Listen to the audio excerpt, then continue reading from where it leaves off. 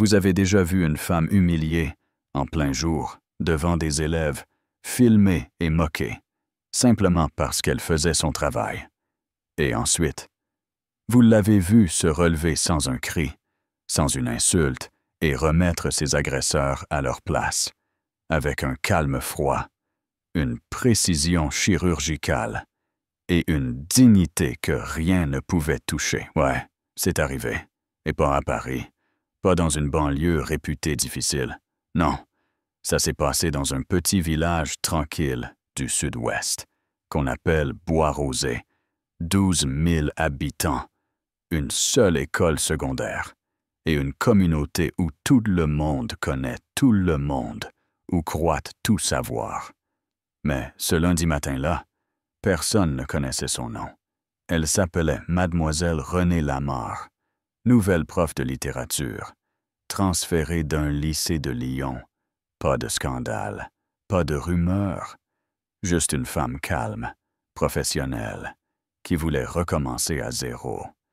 Mais dans des endroits comme Bois-Rosé, on ne recommence pas à zéro si facilement, surtout quand on est jeune, noir, et qu'on prend la place que beaucoup pensaient réservée. Renée ne portait rien d'ostentatoire.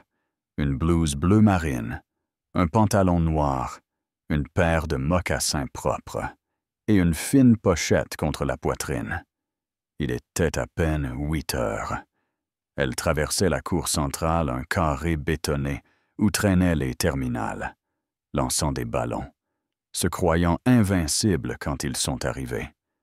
Loïc Martin, Thomas Duval, Nico Leclerc, les rois du terrain, Terminal, Blancs, insolentes, fils de notables, le genre de garçons dont les pères ont offert le nouveau gymnase ou financé la fête de fin d'année. Ils l'ont vu marcher seul, et Loïc, grand, costaud, l'air suffisant, a levé son téléphone avant même d'ouvrir la bouche. Nouvelle prof repérée. Il a crié assez fort pour que toute la cour l'entende. Des rires, des chuchotements. Renée s'est arrêtée une seconde. « Bonjour », a-t-elle dit avec calme, poli, posé, mais Loïc s'est approché, lentement. Et sans prévenir, il a fait tomber la pochette de ses mains. Les feuilles ont volé au sol, comme de la neige sale. Premier jour, hein, ici il faut mériter le respect. Elle n'a pas bronché. Elle s'est penchée pour ramasser ses affaires sans se presser. Et c'est là que Loïc, avec son téléphone pointé sur elle, a lancé « À genoux, mesdames, montrez-nous votre vraie place. » Le silence est tombé comme une chape de plomb. Les portables se sont levés, prêts à filmer. Certains élèves ont ri, d'autres ont juste regardé, choqués. Même les surveillants, au fond, n'ont pas bougé. Et là, ce que personne n'attendait est arrivé. Renée s'est mise à genoux, mais pas comme une victime, pas comme quelqu'un qui abdique. Non, elle s'est agenouillée lentement, avec une maîtrise glaçante, comme quelqu'un qui fait ses lacets, en pleine tempête, la tête haute, les yeux droits dans ceux de Loïc, et dans un coin de la cour, une fille a soufflé. Pourquoi elle fait ça? Personne n'avait la réponse. Mais Renée Lamarre, elle, savait exactement ce qu'elle faisait. Vous voulez savoir pourquoi? Parce qu'elle avait déjà vécu ça, pas dans cette cour, mais dans d'autres endroits où il fallait se battre pour exister. Renée avait grandi dans les quartiers nord de Lyon. Sa mère, Madame Nadège Lamarre, l'élevait seule, aide-soignante de nuit, toujours épuisée, toujours debout. Et depuis qu'elle était petite, sa mère lui disait « Ne les laisse jamais voir quand tu saignes. » Alors, pendant que d'autres sortaient en ville, René s'entraînait au dojo, à souhait, à tomber, à se relever. Premier dan à 17 ans, troisième dan à 21, mais jamais de vantardise, jamais de bruit, parce qu'elle avait compris très tôt. La force, ce n'est pas de hurler, c'est de savoir attendre.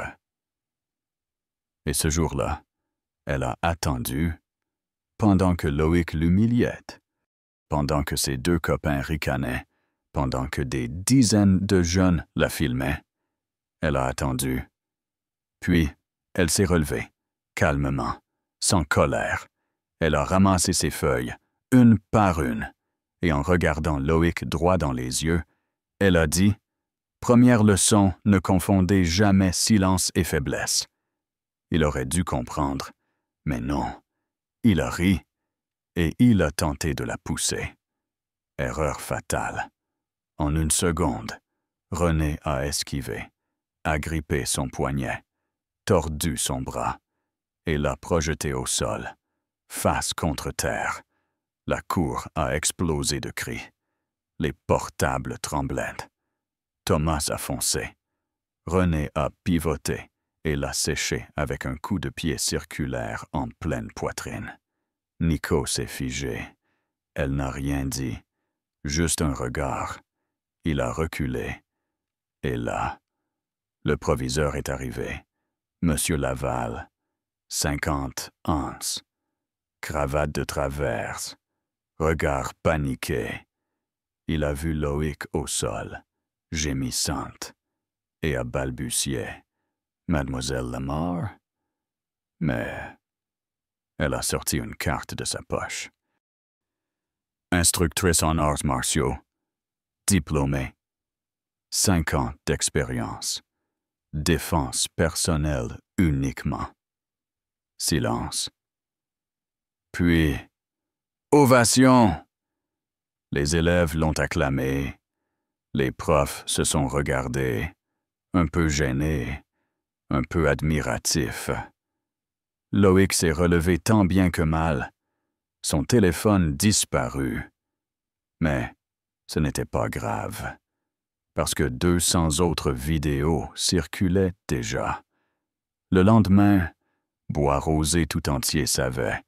Facebook, TikTok, WhatsApp, même France 3 en a parlé. Mais l'histoire ne s'arrête pas là. Le vendredi suivant, alors qu'elle traversait le couloir, un garçon s'est approché. Ismaël Benaïssa, 12 ans, mince, silencieux. Il a dit « Maîtresse, ma maman a pleuré en voyant votre vidéo. Elle a dit que grâce à vous, elle ne m'enlèvera pas de l'école. » René a souri. Et ce jour-là, quelque chose a changé. Les élèves sont venus la voir, pas pour apprendre à se battre, mais pour apprendre à tenir bon, à se relever, à respirer. Elle a créé un club La Force silencieuse. 5 élèves au début. 32 en un mois. Des filles, des garçons, blanches, noires, arabes. Parce que la force n'a pas de couleur. Et Loïc, il a quitté l'équipe. Sans bruit, sans drame. Son père voulait porter plainte. Mais après avoir vu la vidéo, il s'est tu. René, elle, n'a jamais rien posté. Jamais un mot de trop. Parce qu'elle n'avait pas besoin de parler. Sa force parlait pour elle. Quelques mois plus tard, à la grande assemblée annuelle, devant parents et journalistes, on lui a demandé de prendre la parole. Elle s'est avancée au micro, calme, et elle a dit « On m'a appris que la force, c'était le pouvoir.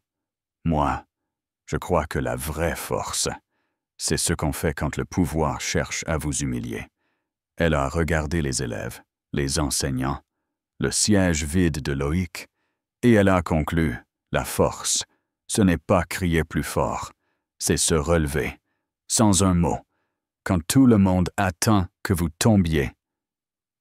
Elle s'est retirée, et tout le public s'est levé, et depuis ce jour, personne ne s'est rassis. Maintenant, à vous de répondre. Avait-elle raison? Une enseignante peut-elle rendre les coups quand le système l'abandonne, ou était-ce le seul moyen de mettre fin à l'impunité? Dites-le en commentaire. Pensez-vous que le calme est plus fort que le chaos? Pensez-vous que la force n'a pas de couleur? On veut vraiment savoir ce que vous en pensez. Et si, vous aussi, vous vous êtes relevé alors qu'on voulait vous briser? Je me suis relevé dans les commentaires, parce que le monde mérite aussi d'entendre votre histoire.